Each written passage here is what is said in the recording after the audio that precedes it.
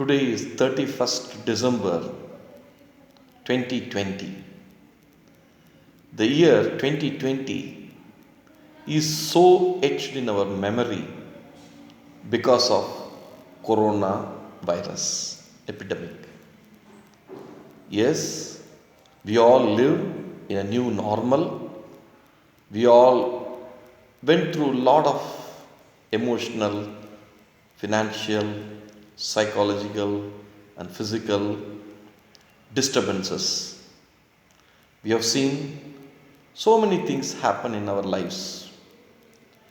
If coronavirus had not come and if we have been not locked down, say at least for 6 months, we might not have had experience of being alone, being restricted to a small place, live a life inside, and to be with our own people and able to understand and have misunderstand.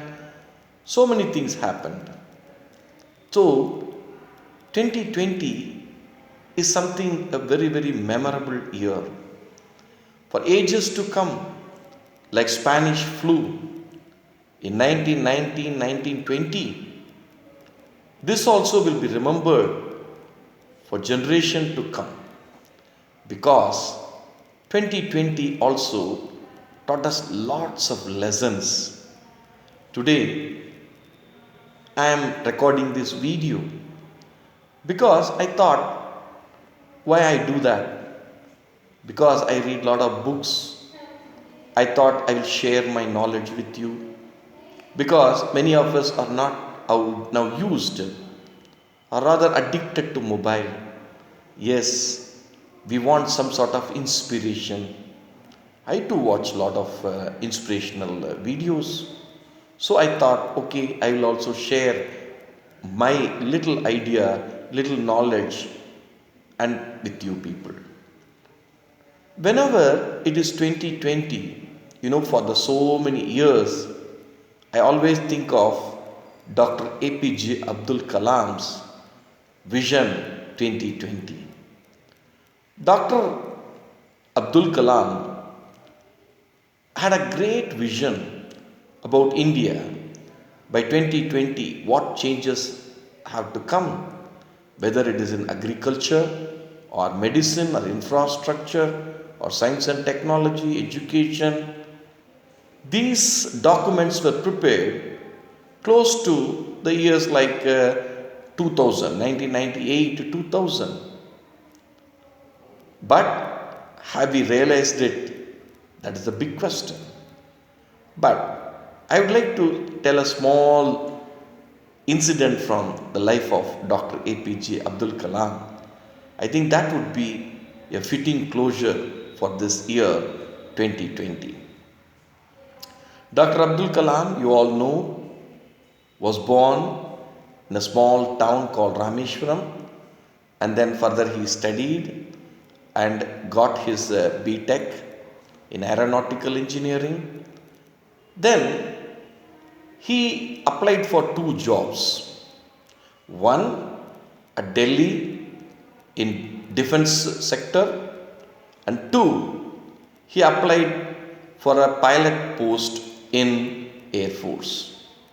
So Dr. Kalam went first to Delhi, attended the interview, and then proceeded to Dehradun. And he went to Indian Military Academy and attended the interview. When he saw the people in the interview group, he was quite astonished. And when he attended the interview, he felt it is more about physical strength and all the other factors. Then he was not selected. So he thought, what is it? What is next? Because his dream was to become a pilot. And it is failed. So what to do? So he moved from Dehradun around 50 kilometers to Rishikesh. And near Ganges, he just stood some time and he was wondering what the life is about. Yeah, he was thinking, contemplating, because everything looked closed. He was blindfolded. Now what next? Total hope is lost. At that time, some call he feels and he moves to the main road there, and opposite is just Ram Jhula is Sivananda Ashram.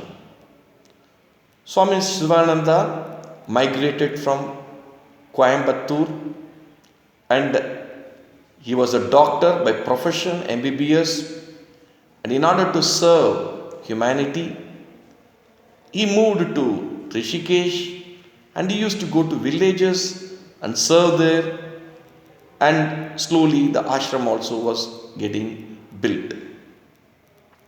When Dr. APJ Abdul Kalam went inside, that time there is no doctor, all that stuff. Simply, when Kalam went inside, he saw so many sadhus, so many people, religious oriented people. The place was total of calmness, quiet it was. So he goes straight and looks at a man, a hefty man, and later he realized it was Swami Shivananda himself. So he goes to Swami Shivananda. He just stands in front of him, and Swami Shivananda says, "Yes, my son, I understand you're having a lot of inner struggle. There is always something that you're destined.